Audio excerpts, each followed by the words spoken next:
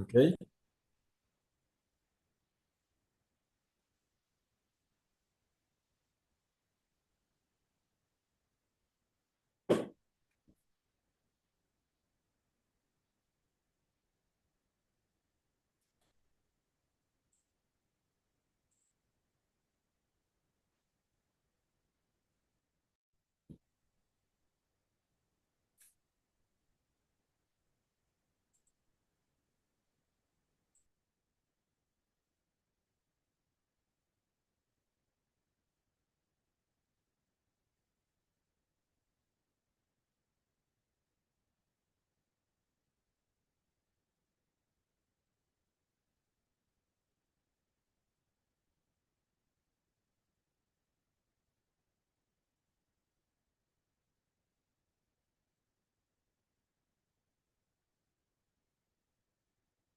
Hola, muy buenos días. Esperamos que se encuentren bien y que estén esperando ya este webinar con motivo del Día Mundial de la Obesidad.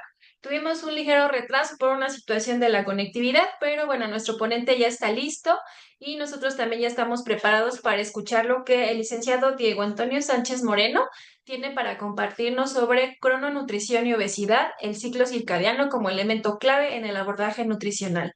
Y es para nosotros un gusto nuevamente contar con la participación del licenciado Diego en estas sesiones de capacitación continua, dado que, bueno, pues es un nutriólogo con amplia experiencia en el ámbito de las enfermedades metabólicas y evidentemente la obesidad pues no está exenta de esta experiencia en la que el licenciado Diego nos compartirá. Voy a presentar brevemente el resumen curricular de Diego Antonio. Él es licenciado en nutrición por la Facultad de Medicina de la Universidad Autónoma del Estado de México, orgulloso egresado de esta casa de estudios. Es nutriólogo clínico con 13 años ya de experiencia en el ámbito de la nutrición clínica. Cursó la especialidad en fisiología del ejercicio y entrenamiento, en alto rendimiento en la UNAM. Está certificado internacionalmente por SCOPE para el manejo y tratamiento de la obesidad. Es coordinador del Colegio Mexicano de Obesidad y Nutrición en el capítulo Estado de México, miembro de la Sociedad Mexicana de Obesidad y miembro de la World Obesity Federation de el Reino Reino Unido. Unido. Es expositor recurrente en diversos foros y simposios académicos internacionales y evidentemente, bueno, pues es un experto en el ámbito de la nutrición y la obesidad. Entonces, agradecemos, Diego, que te hayas dado la oportunidad de compartir con las personas que siguen nuestra página. Y pues bueno, dejamos el escenario y la voz del micrófono para ti.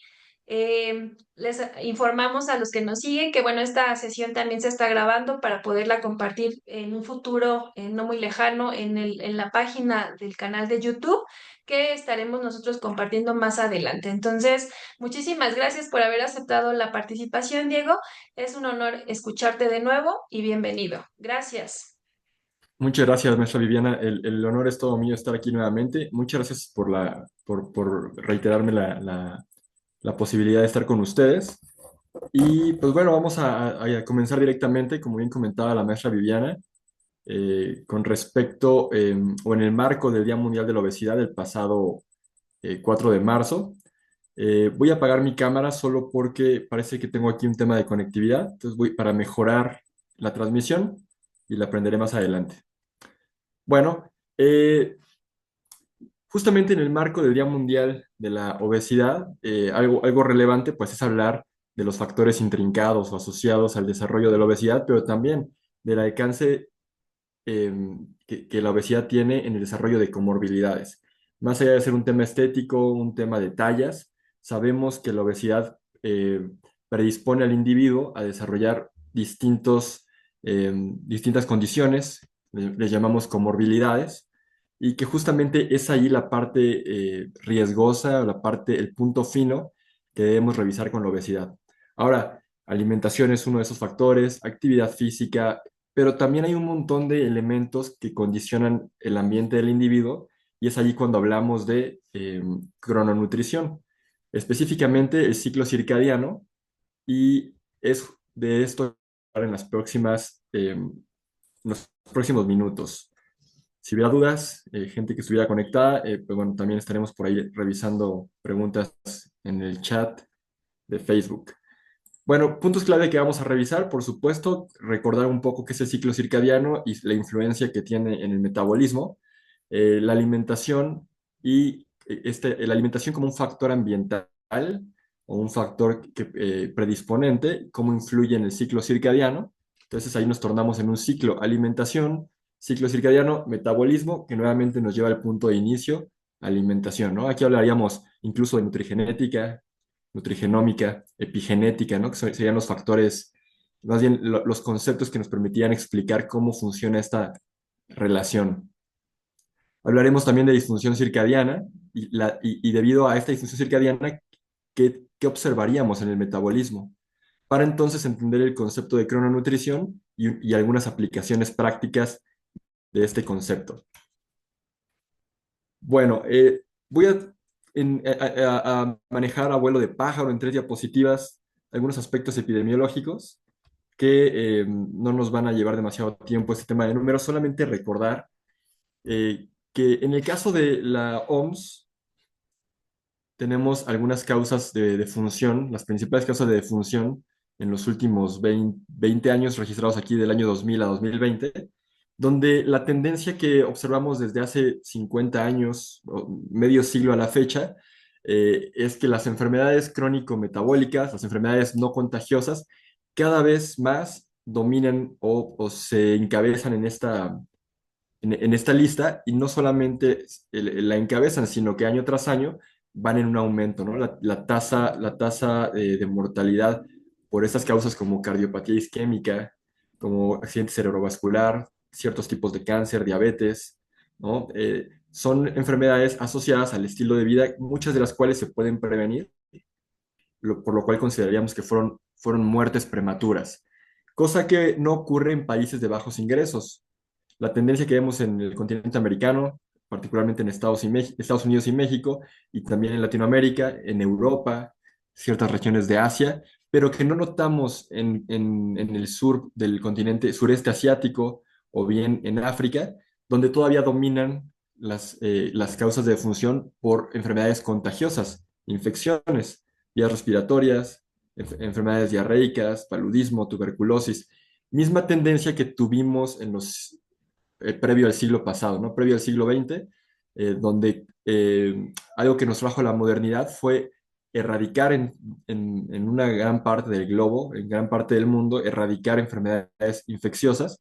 Y esto debido a distintas estrategias, ¿no? Claro, el concepto de higiene se reforzó, alcantarillado y saneamiento en las ciudades, terapia antibiótica, e incluso muy al comienzo de todo esto, las vacunas nos ayudaron a prevenir distintas infecciones, ¿no? Y que hoy en día no son enfermedades que nos causen problemas debido a que toda esta estrategia lo amortiguó. Sin embargo, y aquí viene la otra parte que nos lleva a nuestra actualidad, la misma modernidad trajo consigo otras deficiencias. Solucionó mucho, pero también nos trajo algunas deficiencias, como cuáles.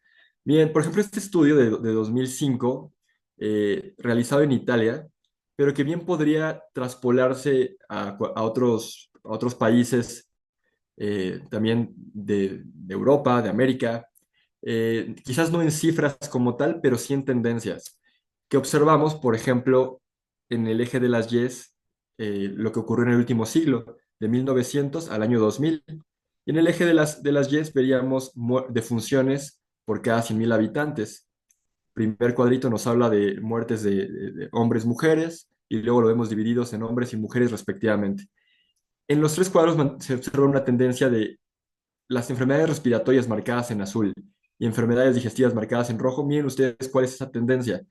Acá vemos esa epidemia o pandemia que hubo de influenza en el periodo de la Primera Guerra Mundial y luego cómo vienen para abajo y ya llegado medio siglo ya se podría decir que no eran un problema como tal. Y hasta la fecha se mantienen en menos de 100 muertes por cada 100.000 habitantes. Dejó de ser un problema de salud pública, claro, siguen estrategias de prevención, siguen siendo un foco amarillo, pero ya no son un foco rojo. Pero ¿qué observamos en estas gráficas con respecto a otras tendencias? Por ejemplo, en esta línea naranja podemos observar enfermedades cardiovasculares que vienen a la alza, por ejemplo, tumores malignos que vemos en esta línea gris. Fíjense cómo de principios del siglo pasado a el 2000, cómo vinieron en aumento. Y ahora, si habláramos de 2020 perdón, de 2000 a 2025, veríamos que esta tasa ya no solamente sigue esa tendencia, sino que hubo un incremento pico exponencial, particularmente en el último lustro. Los últimos 5 años han sido determinantes, donde ha habido una mayor incidencia de casos de tumores malignos. Entonces, solucionamos algo, pero la modernidad nos trajo nuevos desafíos, que es justamente lo que queremos abordar ahora. El estilo de vida, el ambiente, cómo condiciona la respuesta del individuo y cómo esto, ya en el colectivo, ya el conjunto de individuos, forma un problema de salud pública. Y tal es el caso de la obesidad, ¿no? La obesidad, brevemente aquí vemos México, Estados Unidos. En el caso de México, una tercera parte de la población ya tiene obesidad. En el caso de Estados Unidos, la mitad de la población casi ya vive con obesidad y al menos dos terceras partes de los mexicanos adultos tienen un índice de masa corporal elevado. ¿Cuál es el problema? Que esto merma la calidad y cantidad de vida. Hablábamos de muertes prematuras, originadas por consecuencias de la obesidad, diabetes, infarto, enfermedades cardiovasculares, cánceres, o bien gente que vive con una condición que ya merma o ya limita su calidad de vida, su funcionalidad, diabetes, ya sufrieron algún infarto, tienen alguna otra enfermedad no transmisible que deriva de la obesidad, y esa tendencia es la que cada vez más se acentúa a nivel global. Y por supuesto México pues encabeza en algunas listas el segundo lugar, solo por debajo de Estados Unidos. Cuando hablamos justamente del abordaje de la obesidad, no debemos ser simplistas, caer en reduccionismos, pensando que solo se trata de alimentos y calorías que entran y calorías que se gastan.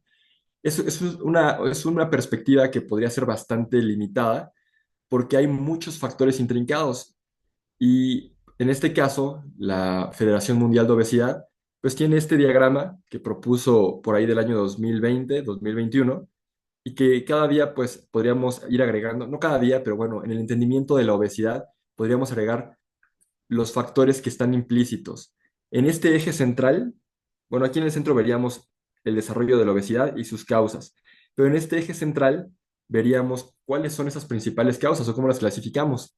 Aquí hablaríamos de medios, por ejemplo, el impacto de los medios en la psicología individual, en la psicología colectiva, ¿no? Aspectos sociales, psicológicos, económicos. Aquí, al hablar de aspectos económicos, infraestructura y desarrollo, pues hablaríamos del entorno nacional, ¿no? Hablaríamos de aspectos que están alrededor del individuo, que difícilmente él puede modificar, pero también hablamos de aspectos que sí son modificables por el individuo, como alimentos, actividad y, bueno, aspectos biológicos y antecedentes médicos.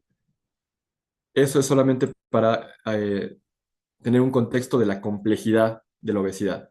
Ahora, brevemente, antes de entrar en el tema que nos toca, que es ciclo circadiano y crononutrición, cómo esto tiene relación con la obesidad. ¿Qué es la obesidad en sí? La obesidad tiene muchas acepciones, ¿no? Desde el aspecto social, desde el aspecto de salud pública, también presupuesto que se dedica en atención en la salud pública para atender las comorbilidades de la obesidad. Es decir, hay varias acepciones, pero si hablamos de las patologías asociadas o las comorbilidades, es cuando vale hablar de adiposopatía, porque la obesidad, entre muchas acepciones, a veces se nos pierde que no solo es un tema estético y de tallas y de control de peso, sino una condicionante que merma los años de vida y la calidad de vida del individuo y del colectivo también. Acá tenemos un adipocito sano en el centro, un adipocito blanco, recordando que tenemos tres tipos de adipocitos, marrón, beige y el blanco. Es justamente el adipocito blanco el que puede disfuncionar y de donde podría derivar la adiposopatía. Podría, porque no es lo mismo decir que la adiposopatía está asociada al tejido adiposo per se, sino que el tejido adiposo puede tornarse disfuncional. Es muy distinto. ¿Cuándo ocurre eso? Cuando hay una expansión adipositaria insana, incorrecta, y una distribución adipositaria también incorrecta.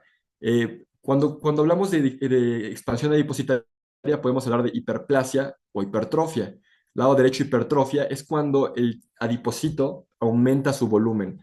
El mismo adipocito que ya existía crece, pero eso lleva a varios problemas. principalmente una hipoxia, porque cuando el tejido adiposo se expande, empezamos a ver una angiogénesis afectada, es decir, una vascularización limitada, donde empieza a haber un tejido hipóxico, isquemia del tejido adiposo, es lo que vemos aquí en color gris. ¿Esto qué conlleva? Que comienza a haber no solamente una expansión adipositaria, sino fibrosis. Aquí ya vemos que hay una incapacidad o una insuficiencia celular para la remodelación de la matriz celular. Eso es lo que conocemos como fibrosis. Hay un daño estructural, pero ahora hay un daño funcional y esto promueve la inflamación sistémica, hay infiltración de macrófagos, células inmunitarias y comienza a haber una desregulación en la producción de citoquinas o de adipoquinas proinflamatorias, distintas interleuquinas, factor de necrosis tumoral alfa, ¿no? Todo lo cual promueve un ambiente eh, inflamatorio que conocemos como lipoinflamación, es una inflamación sistémica que deriva del tejido adiposo y que no ocurre cuando hay hiperplasia. No es porque la hiperplasia sea algo deseable, sino que por alguna razón la hiperplasia eh, parece ser que amortigua mucho de estas complicaciones de la adiposopatía, porque la hiperplasia es un aumento, hay adipogénesis, aumento en el número de adipocitos, pero hay suficiente angiogénesis, no se da el caso de fibrosis, se llamaría una expansión relativamente normal, pero que igual podría ser cuestión de tiempo para que ese tejido adiposo hiperplásico se torne hipertrófico. Eso es lo que ocurre. Ahora, ¿cuáles son las condicionantes para que se vuelva hiperplásico o hipertrófico? El estilo de vida. Ahí hablamos de epigenética. Es algo que determina la genética y es allí donde surgen las complicaciones de la obesidad. Grasa ectópica, por ejemplo, grasa visceral, esteatosis hepática, esteatosis pancreática, grasa epicárdica, ¿no? El corazón puede verse afectado, también grasa acumulada en riñones, ¿no? Ahí hablaríamos de un daño renal. Al principio es un daño estructural que después se puede tornar funcional. El tejido del órgano donde se aloja esta grasa ectópica llega a disfuncionar porque toda esta carga química del secretoma eh, eh, adipositario, lo conocemos como lipotoxicidad, intoxica el tejido. Entonces, esa sobrecarga de adipoquinas degrada el tejido y, por ejemplo, en el caso del músculo puede llevar a rabdomiolisis. ¿Qué es eso? Destrucción del miocito, pérdida de masa muscular, desarrollo de sarcopenia y en sí mismo la pérdida de masa muscular cicla esa degeneración patológica metabólica y también esa rabdomiolisis, esa pérdida de masa muscular en una tasa elevada puede dañar la filtración renal, ahora produciendo o dañando aún más la función renal. Entonces es un ciclo vicioso todo esto, ¿no? Que se puede generar una disrupción, claro que se puede generar una disrupción, ahí está el estilo de vida y ahí está el tema del ciclo circadiano. Esto lo estoy brincando porque es lo mismo proyectado con otra gráfica y me interesaba llegar a este punto el ciclo circadiano, ¿no? Cuando hablamos de ciclo circadiano, hablamos de los procesos fisiológicos que están regulados por un estímulo ambiental, donde particularmente la luz del sol, la luz natural, la luz y obscuridad de la noche, generan un efecto en el cuerpo, promueven ciertas funciones porque se señaliza mediante neuroquímica, sí, es correcto hablar de sistema nervioso central, sistema endocrino. Y por ejemplo, lo que vemos en este gráfico, que es bastante simplificado, solo como para dar una idea de cómo funciona esto, vemos un ciclo de 24 horas, día-noche, un día, y eso sería el ciclo circadiano. De hecho, en su etimología, circadiano quiere decir circa, alrededor de, como en la palabra círculo, quiere decir alrededor de, y diano o circadiano, esta parte hace alusión al día, porque también entendemos que hay un ciclo circanual, que es el ciclo que gira en torno a un año, donde tenemos 4 estaciones con distintas fases de temperatura ambiental, distinta humedad ambiental, el día es más largo o más corto dependiendo de la estación, todo lo cual condiciona una respuesta fisiológica en el organismo y cambia la forma en cómo respondemos. Eso es lo que conocemos justamente como la epigenética, el ambiente condicionando a mi cuerpo, a mi organismo y mi organismo respondiendo a ese estímulo. Bueno, por ejemplo, al despertar en la mañana, si tenemos un ciclo circadiano bien regulado, bien sincronizado, podríamos despertar sin despertador, o sea, sin hacer uso de ningún dispositivo, porque el mismo cortisol genera un estímulo para comenzar a activar funciones propias del día, ¿no? Actividades diurnas.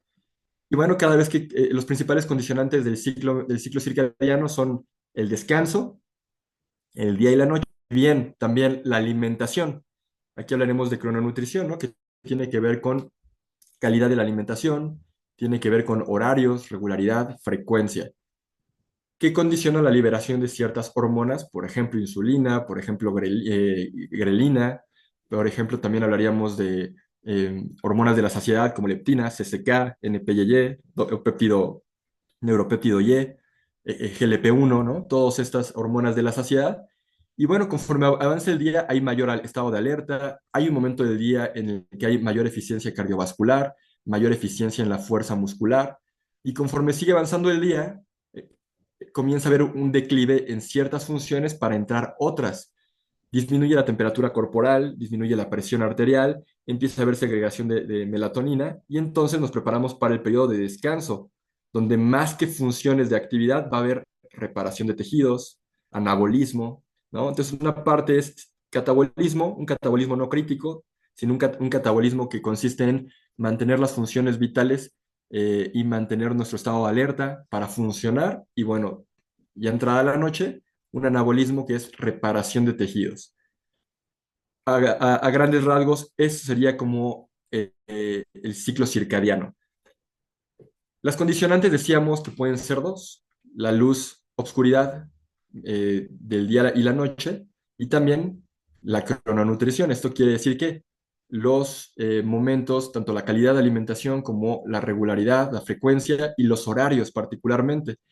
Nosotros tenemos a nivel central, es el sistema nervioso central, relojes centrales, así se les conoce, relojes centrales, que eso es lo que conforma el ciclo circadiano. Pero también tenemos relojes periféricos en órganos específicos que responden a los estímulos ambientales. Por ejemplo, el principal estímulo para los relojes centrales, particularmente en el hipotálamo, es la luz u obscuridad que nosotros podemos percibir a través de los ojos y que particularmente señalizan el núcleo supraquiasmático del hipotálamo, que justamente, como su nombre lo dice, es supraquiasmático porque pasa por encima del quiasma óptico. Tiene que ver justamente con ese estímulo o señalización ocular óptico y que en el hipotálamo detona un estímulo que después más bien va a detonar una respuesta. ¿Cuál es esa respuesta? Bueno, estimular a otros órganos, otros relojes periféricos, páncreas, hígado, dependiendo cuál es el estímulo. Si hay obscuridad, cierto tipo de respuesta tendiente a la reparación y el anabolismo. Si hay luz de día, bueno, justamente cortisol, hormonas como la testosterona, ¿no? Justamente que nos llevan a la actividad. Entonces, la alimentación estimula principalmente bueno, claro, entra el tracto digestivo y hay una liberación de hormonas como grelina, cortisona, insulina, también algunos sustratos energéticos como ácidos grasos libres, glucosa. Todo eso va a señalizar, particularmente también al hipotálamo, está dando una indicación. Hay esto, este es el estímulo ambiental, requerimos una respuesta. Pero resulta que la respuesta no es igual en cualquier momento del día. No es lo mismo comer en la mañana, a las 8 de la mañana, vamos a decir, 500 calorías en la mañana, que comerlas en la tarde o en la noche. Se metabolizan distinto, la respuesta fisiológica y metabólica es muy distinta porque el cuerpo no siempre está preparado para digerir, no siempre está preparado para metabolizar, porque responde a un ciclo circadiano estimulado por factores externos, principalmente la luz y oscuridad del día y la noche. Entonces tenemos estímulos externos, varios, pero aquí estamos hablando de dos, ¿no? Luz, obscuridad y tiempos de alimentación y ayuno, ¿no? Es decir, ingesta y periodos de no ingesta. Estos dos elementos estimulan esta parte del encéfalo, que decíamos es el núcleo supraquiasmático, que después tiene un resultado, una regulación en el ciclo vigilia-sueño y una regulación del apetito-saciedad. Es decir, nos sentimos satisfechos con el alimento que tuvimos y permanecemos satisfechos hasta 4 o 6 horas para una próxima comida. Todo esto se señaliza a través de una mediación neuroendocrina, ¿no? Sistema nervioso, pero también hormonas hacia los tejidos periféricos y bueno, detonando una respuesta por parte del tejido. Es decir, se está condicionando una programación para tener una respuesta determinada. Y si habláramos del reloj central que está justamente a nivel hipotalámico, a nivel del sistema nervioso central, pues bueno, veríamos que esta señal condiciona a los otros relojes periféricos, que podríamos hablar de tejido adiposo, sistema digestivo. Por ejemplo, el sistema digestivo, condicionar la digestión y la absorción de nutrientes, pues bueno, hay una hora específica donde somos más aptos para ello, porque hay una segregación de sustancias que permiten la digestión, permiten la absorción, pero no en cualquier momento. Es decir, está mediado por un estímulo del día y de la noche. La función cardiovascular, por ejemplo, decíamos ahorita, una situación que perpetúa o cronifica el insomnio es que hay una desregulación en la temperatura corporal y en la presión arterial. Es decir, que si en la tarde-noche debería haber un enfriamiento, una bajada de la temperatura corporal y también una bajada de la presión arterial, y si esto no ocurre, simplemente uno no puede entrar en la fase de sueño porque justamente todavía el cuerpo está preparado para la actividad, temperatura elevada y presión arterial, eh, digamos, si no alta, cuando menos si una presión arterial ligeramente elevada, eso no va a permitir conciliar el sueño. Se condiciona también la respuesta inmune, se condiciona la sensibilidad de la insulina en hígado, en músculo, la calidad de la insulina en páncreas. No es lo mismo en el día que en la noche la sensibilidad a la insulina, no es lo mismo la secreción de la insulina en el día que en la noche, por lo cual las comidas nocturnas no tienen sentido. Y también, qué tanta expansión adipositaria hay? Puede verse afectada por los horarios en los que realizamos nuestras comidas. Muy bien, visto en un diagrama un poco más abstracto, añadimos algunos detalles adicionales. Aquí tenemos los condicionantes del ambiente, claro, día, noche, eh, temperatura ambiental, por ejemplo, ¿no? Todo lo que a nivel medioambiental es un estímulo para nosotros. Ahí está. Todo esto es percibido por nuestros relojes centrales y condiciona una respuesta fisiológica, neuroendocrina particularmente, que promueve una respuesta a nivel del sueño, una respuesta equilibrada, pero es una comunicación bidireccional. Si yo no respeto esos patrones de sueño y tiendo una vida nocturna, eventualmente mi reloj central se va a alterar y ahí comienza una disrupción del ciclo circadiano. Luego tenemos por acá el comportamiento, que sea todo el estilo de vida, donde hablaríamos, por ejemplo, de uso de pantallas, sedentarismo, jet lag, ¿no? Es decir, los cambios de usos horarios para quienes viajan frecuente, los cambios de turno para quien tiene una alternancia entre turno nocturno, turno diurno en el trabajo. Y bueno, todo lo que hacemos hoy en día es sentado, transportarnos, entretenernos, estudiar, trabajar. Todo eso, estrés emocional, ¿no? También todo eso condiciona nuestro comportamiento, que también puede afectar la calidad de sueño, puede afectar el ciclo, a nuestro reloj central, generando entonces una disrupción o una sincronización, dependiendo de qué elementos hablemos. Todo esto de acá, del comportamiento, mucho de ello podemos modificarlo, mucho de nuestra hora de inicio del día lo podemos modificar. Todo esto nos conduce a el proceso de salud o enfermedad, dependiendo de la sincronización o disrupción circadiana. En un panorama ideal, nuestra dinámica de día podría lucir un poco como el diagrama A que tenemos aquí, que propone esta referencia. Actividad en el día, descanso en la noche. ¿Cuál es el problema? Que muchas personas con el estilo de vida moderno tendemos a prolongar la actividad de la noche, porque bueno, tenemos electricidad en casa, tenemos entretenimiento, podemos seguir trabajando, vamos recorriendo nuestra dinámica y cada vez tenemos más vida nocturna, nos dormimos ya bien en la noche, por consecuencia nos levantamos ya iniciado el día esta flecha nos indica que sigue recorriéndose, cada vez hay una inversión de ese ciclo circadiano, donde lo que tendríamos que hacer es justamente revertirlo. ¿Qué estrategias tenemos? Varias. La principal de ellas es levantarse a la misma hora todos los días. Ahí generas ya una disrupción, más bien estableces una pauta de inicio del día, levantarte a la misma hora todos los días e irte a la cama a la misma hora todos los días para comenzar a señalizar, indicarle al núcleo supraquiasmático cuándo comienza y cuándo termina el día, además de otras estrategias que más bien lo veremos al final de esta charla. Bueno, si comparamos esa parte de sincronización circadiana versus disrupción circadiana, veremos las distintas respuestas que se producen en distintos órganos, que hablaríamos de los relojes centrales o relojes periféricos, que aunque no lo traigo proyectado aquí en la pantalla, también la literatura habla de los genes clock, los genes reloj, que justamente esto no es más ni menos que epigenética. Los genes clock son genes que se encienden o se apagan, dicho coloquialmente, dependiendo del estímulo medioambiental o ambiental. Entonces, este proceso de acetilación y metilación de genes, pues es justamente lo que determina la función que va a ejercer determinado órgano. Por ejemplo, a nivel del sistema nervioso central, aquí menciona nuevamente el núcleo supraquiasmático, pues bueno, aquí habla de un ciclo regulado de vigilia-sueño y de hambre-saciedad, todo lo contrario cuando hay una disrupción circadiana, sueño alterado y patrones de ingesta y de apetito alterados, con una posible resistencia a la leptina.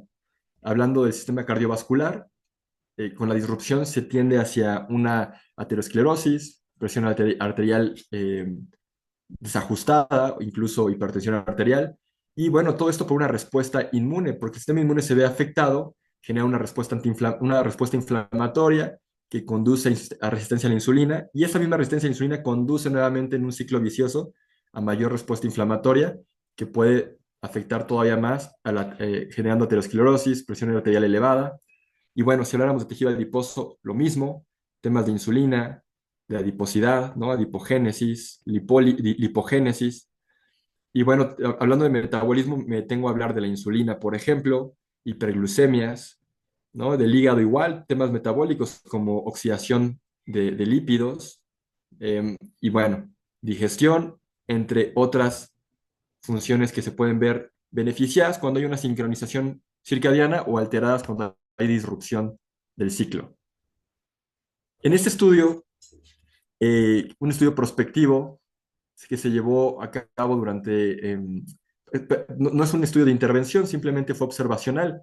Se analizaron durante 8 años a 5.775 trabajadores sanos.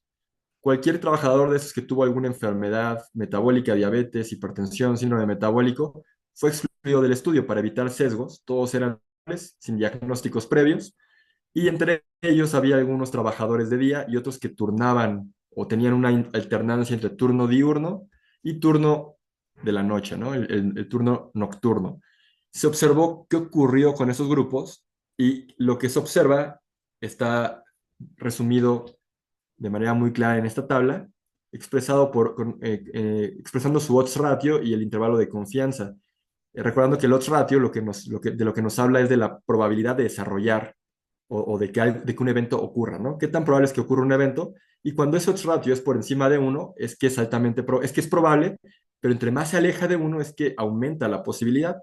Tal es el caso de, por ejemplo, síndrome metabólico. Me voy a centrar en el modelo 2.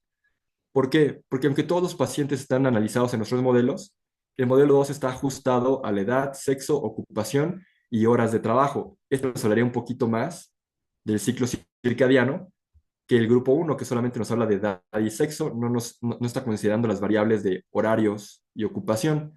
El modelo 3 sí considera horario de trabajo, pero ya también considera unos factores de riesgo predisponentes para desarrollar eh, síndrome metabólico o elementos metabólicos.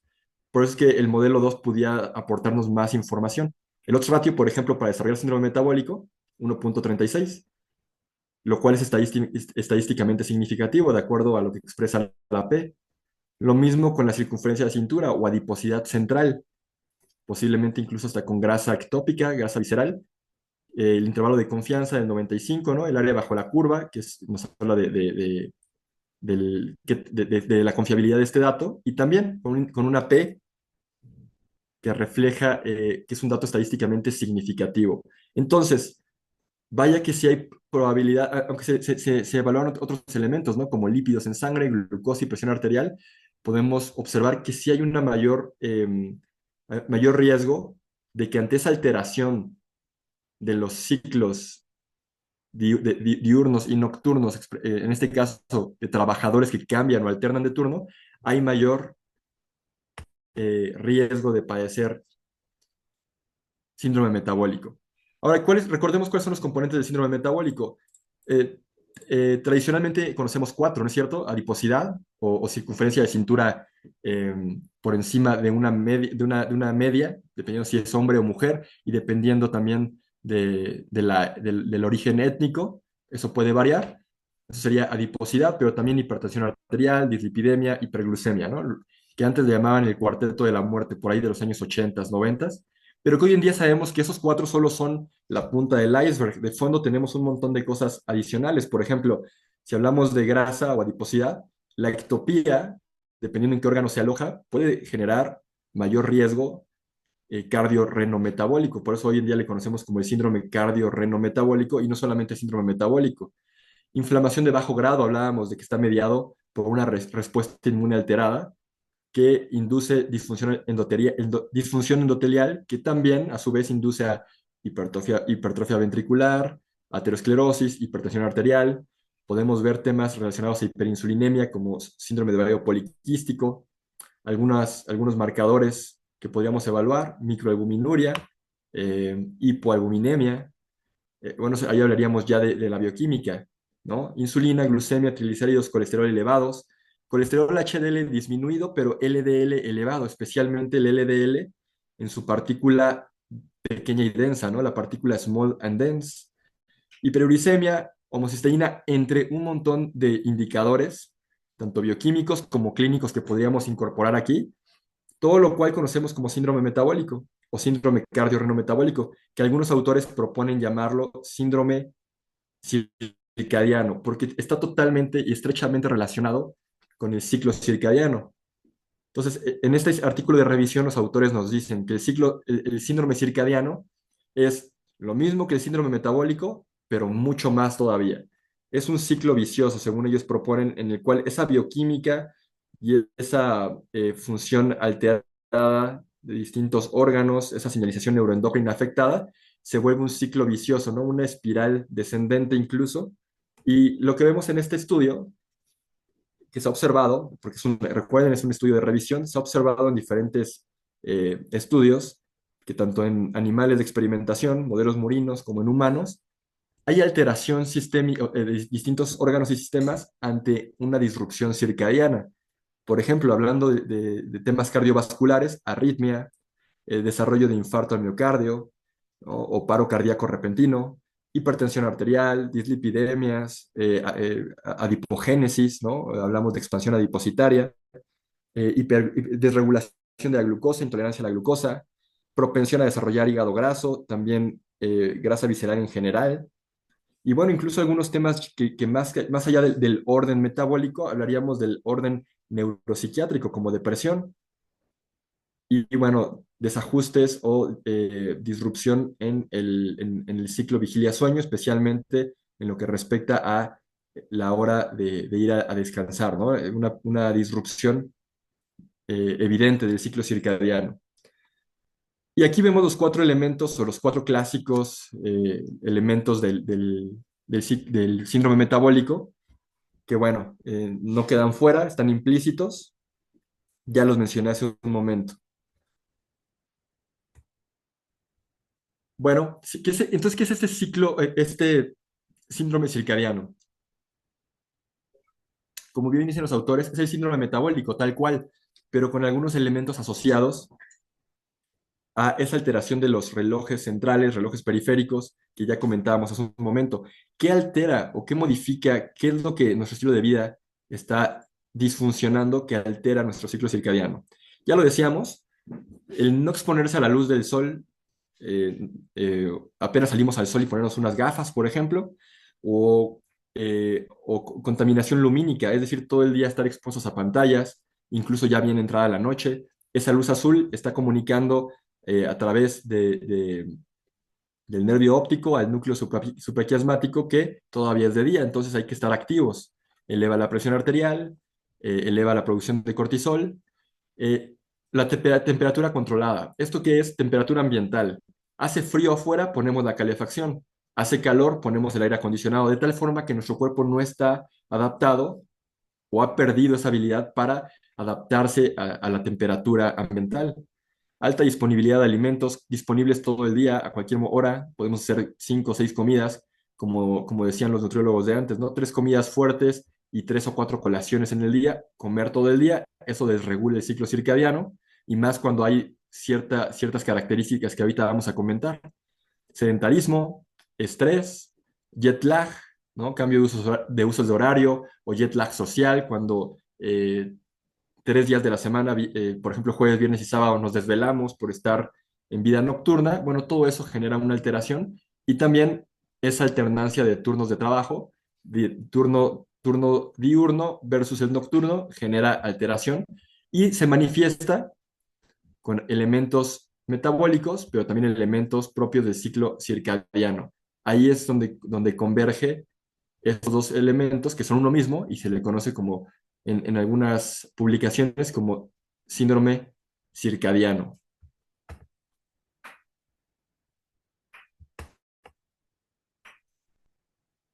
Bueno, antes de entrar ya de fondo para qué es exactamente la crononutrición, en un sentido muy, muy simple, crononutrición hace alusión a lo mismo que ya conocemos de la nutrición en cuanto a las características de la alimentación apropiadas que benefician el correcto funcionamiento del organismo, hablando metabólicamente, y lo que sabemos que también puede ser inapropiado. Bueno, pero añadiendo el tema de crononutrición, tiene que ver con el horario. Es importante por la respuesta fisiológica que está condicionada en nuestro organismo, la frecuencia y la regularidad de consumo. Todo eso entra en este ciclo que promueve una armonía o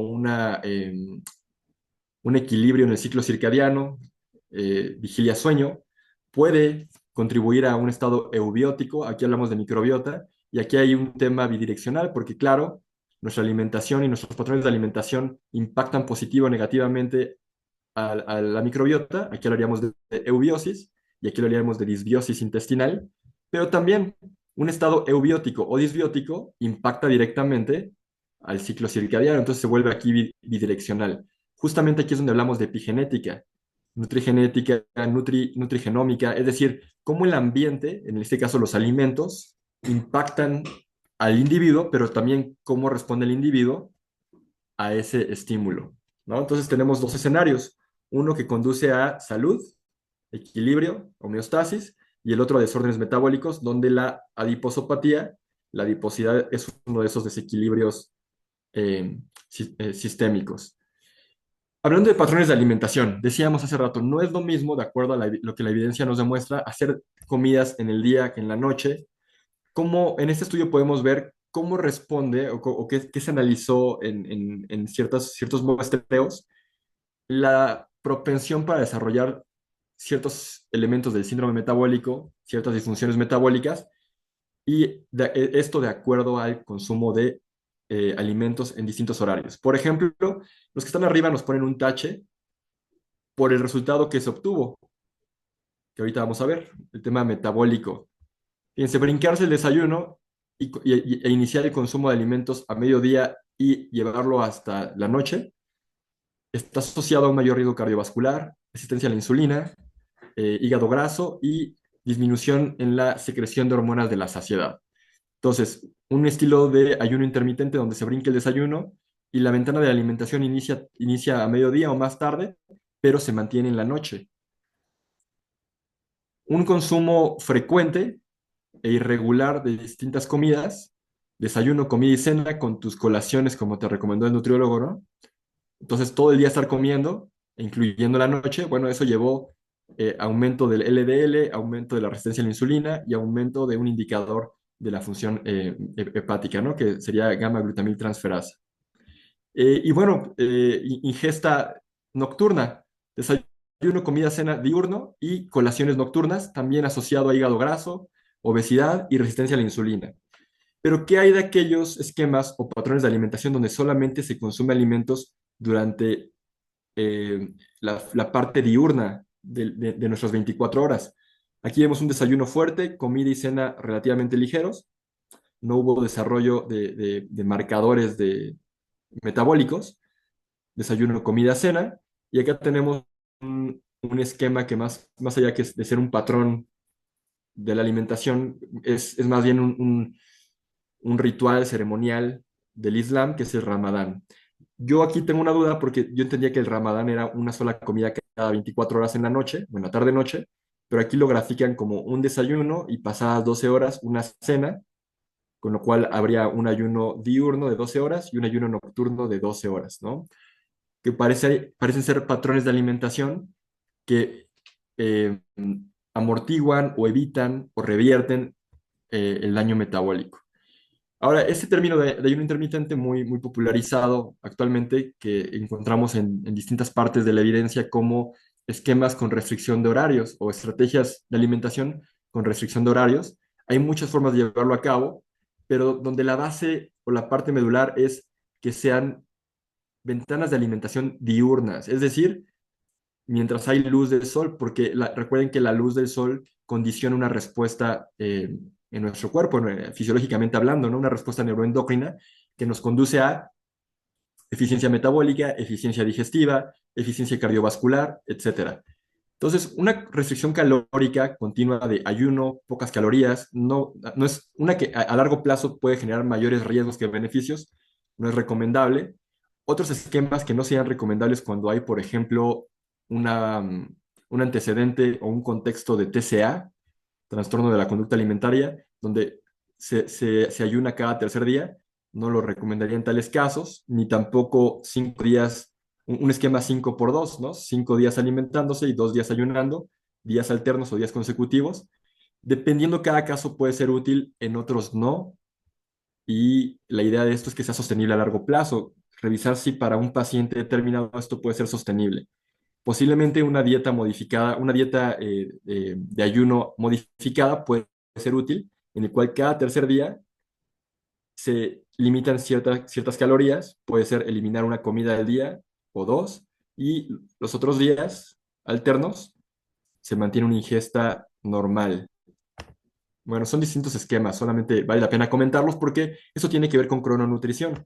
Los momentos del día tiene que ver con el ciclo de hambre-saciedad o ingesta-saciedad. Y en estudios observado que la restricción de horarios, no es restricción calórica, restricción de horarios está asociado a, por ejemplo, disminución en marcadores de inflamación, disminución en marcadores de estrés oxidativo, disminución en hemoglobina glucosilada, también en grasa hepática, hay una disminución, ¿no? Cuando hablamos de esteatosis hepática, se puede revertir ese proceso esteatótico. Y bueno, disminución de la masa grasa y por consecuencia pérdida de peso. Se observa en modelos murinos, pero también en humanos. Y para ir cerrando nuestra conversación, yo comentaba hace rato que se ha observado, la evidencia nos demuestra que el metabolismo no funciona igual en cualquier momento del día. Muchas veces se dice, tú tienes que cubrir un determinado número de calorías al día, no importa cómo lo cubras, solamente cúbrelo, ¿no? Si tú para bajar de peso debes consumir 1400 calorías, no importa cómo las cubras, consume 1400 calorías en cualquier momento del día y eso no funciona así porque el metabolismo no responde igual en cualquier momento del día. Por ejemplo, la termogénesis, ¿no? El gasto energético es mayor en la mañana que en la noche.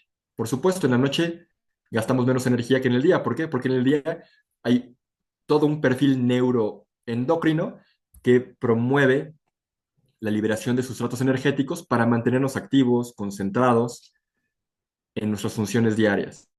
También el gasto energético postprandial, es decir, después de consumir alimentos, es mayor en la mañana que en la noche. Es decir, tiene sentido desayunar, no brincarte el desayuno y evaluar si realmente la cena es algo que vas a realizar o no. Una restricción de horarios tendría más sentido hacer un desayuno y considerar o reevaluar la parte de la cena. Y el gasto energético en reposo, bueno, en este caso, claro, también es menor en el día y aumenta en la tarde-noche, ¿no? O en la noche. Entonces, lo que consumimos de alimentos en el día se digiere distinto en el día o en la noche y se metaboliza distinto en el día o en la noche. De ahí es que surge el concepto de crononutrición.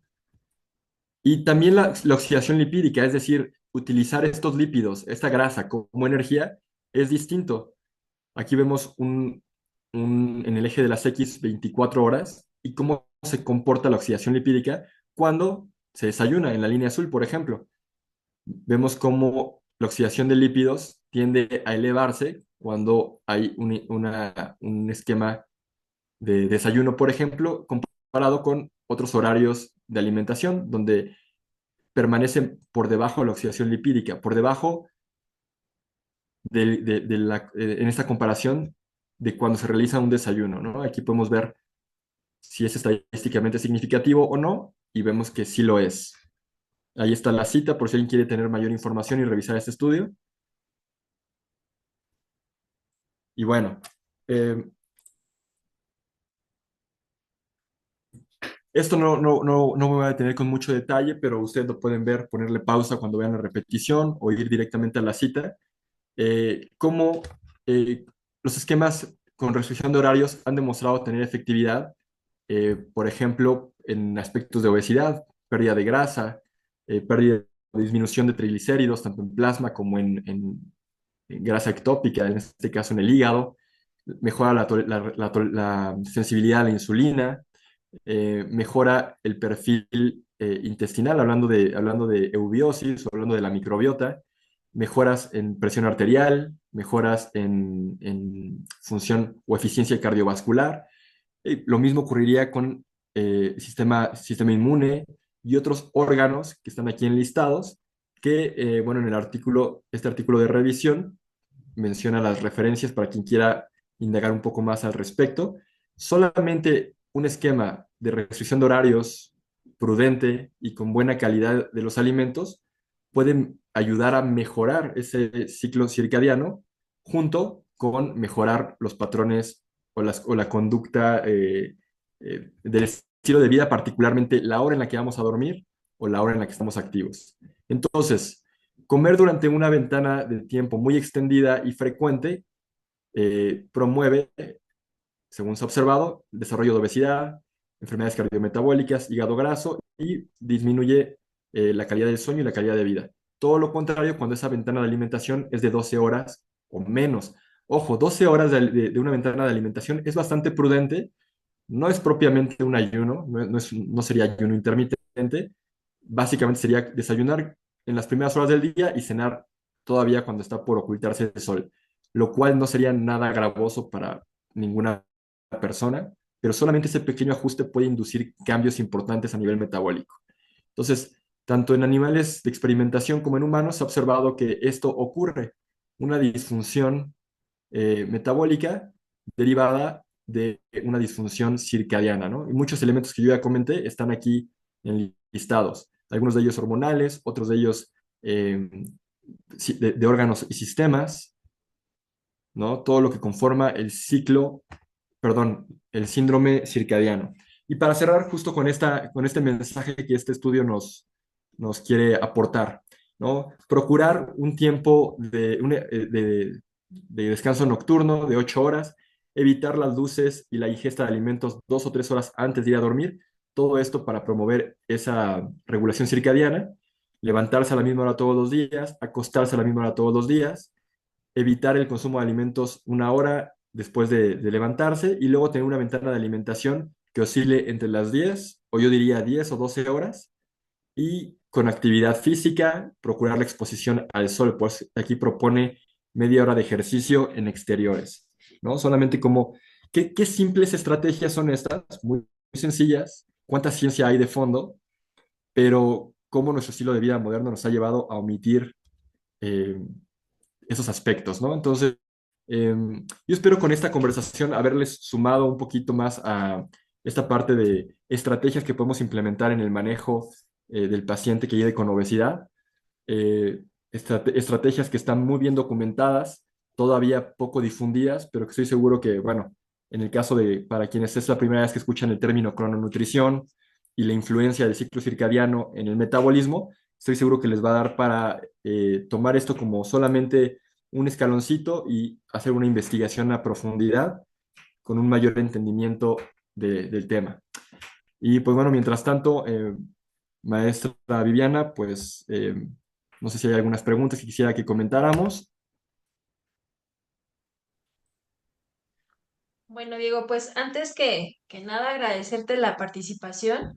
Creo que, bueno, abriste el panorama con muchos conceptos nuevos y esperamos que aquellos estudiantes que estén siguiendo la transmisión, bueno, pues puedan incluir ya también estos conceptos y estas definiciones que cada día van actualizándose y que, como bien sabemos, en el ámbito de la salud y de la nutrición, pues todos los días hay algo nuevo.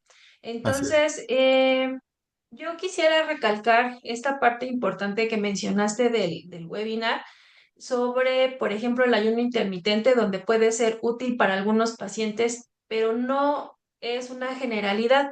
Y creo que aquí yo abonaría y, bueno, reforzaría el tema de que cualquier paciente tiene que ser atendido de manera individualizada y siempre con una supervisión profesionista, ¿no? De un profesional de la salud, porque estas dietas de moda, ¿no? Como el ayuno intermitente o la dieta cetogénica o muchas otras dietas que han venido eh, siendo una terapia o parte de la terapia integral del paciente con obesidad, pues se vuelve una moda, porque a un paciente sí le funcionó, pero a otro no.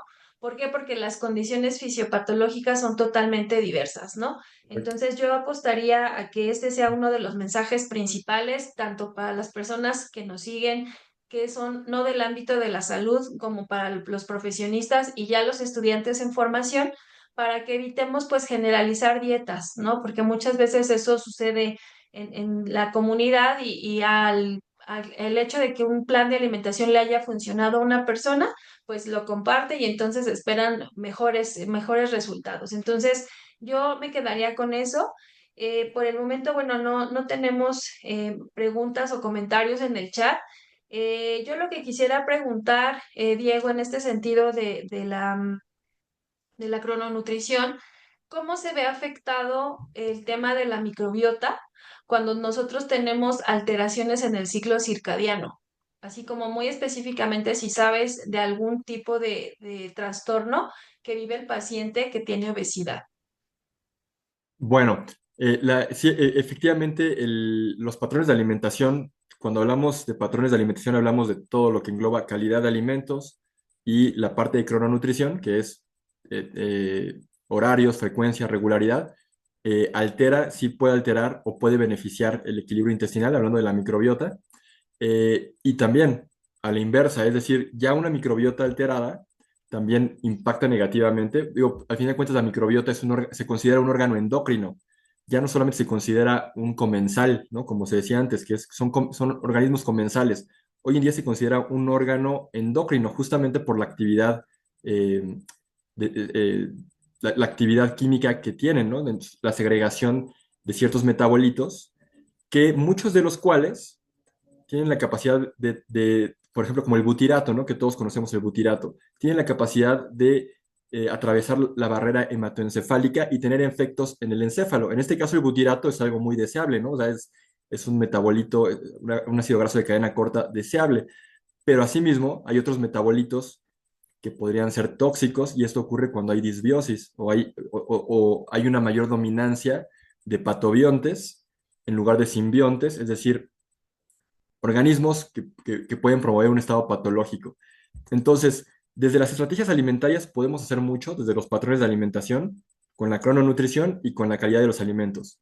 Polifenoles, catequinas, flavonoides, todo lo cual tiene un impacto positivo en la microbiota. Y bueno, hablar de prebióticos, ¿no? Fibras prebióticas, almidones resistentes y bueno, cepas específicas que pudieran ser útiles, hablando ya de probióticos, para promover la integridad intestinal nuevamente y tener ese impacto, ¿no? Porque finalmente la actividad metabólica de estos organismos están constantemente liberando metabolitos, dependiendo, pueden ser simbióticos para el huésped, para nosotros, o bien patológicos. Entonces, sí hay mucho que lograr a través de la alimentación, particularmente la calidad, el procurar ciertos compuestos activos que yo mencionaba ahorita, polifenoles, flavonoides, catequinas, fibras dietéticas, almidón resistente y bueno, la crononutrición, ¿no? El horario en el que uno lo lleva a cabo sus tiempos de comida.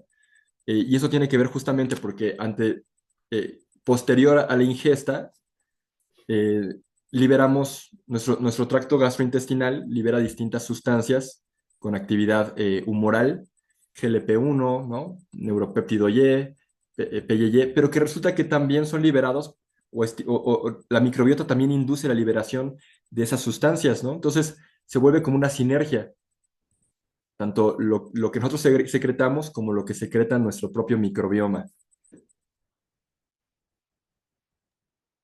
Así es, muchas gracias, Diego. Y a lo mejor aquí, pues sí dejar en claro que también uno de los objetivos, ¿no? Del paciente que vive con obesidad es tratar de equilibrar justo esta microbiota para también tener una reducción de peso, pues un poco más favorable y en este sentido más, pues hasta rápida, ¿no? En algunos casos.